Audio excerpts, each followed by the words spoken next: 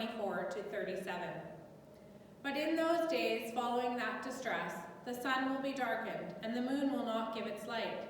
The stars will fall from the sky, and the heavenly bodies will be shaken. At that time, people will see the Son of Man coming in clouds with great power and glory. And he will send his angels and gather his elect from the four winds, from the ends of the earth to the ends of the heavens. Now learn this lesson from the fig tree. As soon as its twigs get tender and its leaves come out, you know that summer is near.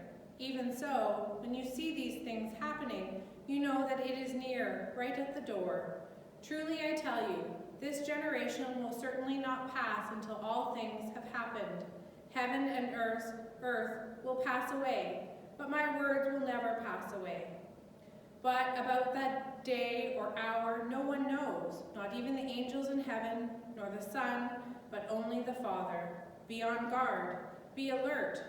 You do not know when that time will come. It's like a man going away. He leaves his house and puts his servants in charge, each with their assigned task, and tells the one at the door to keep watch. Therefore, keep watch, because you do not know when the owner of the house will come back, whether in the evening or at midnight, or when the rooster crows or at dawn. If he comes suddenly, do not let him find you sleeping. What I say to you, I say to everyone, watch.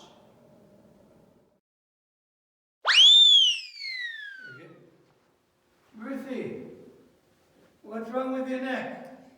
Huh? What was that, Bishop? Your neck, is there something wrong with your neck? You keep looking up, looking for something. Is there something wrong?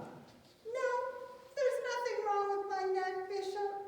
I'm just doing what I'm told. And to be honest, I'm a little bit scared.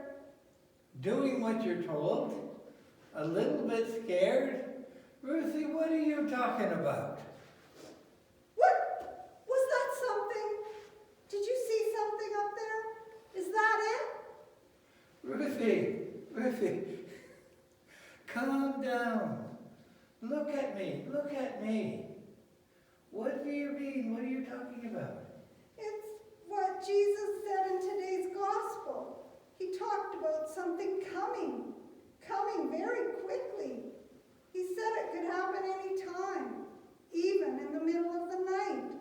And he warned us to keep awake, so to watch.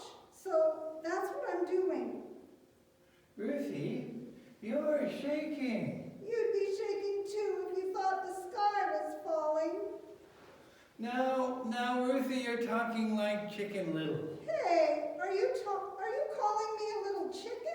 No.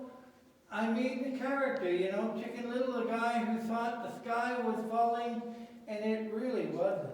Oh, okay, you're right. That is how I feel. But Jesus' words seem so scary.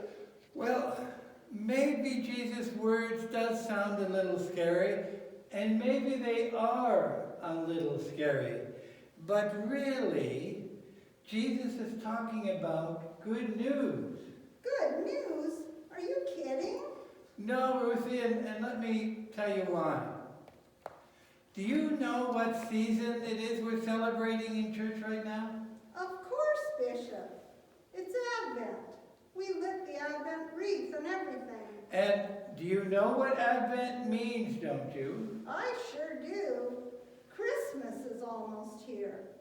Boxes and packages, gifts and giving, trees and decorations, giving and getting. Not really, Ruthie. Well, Advent does point to the birth of Jesus in Bethlehem. He does that. But mostly,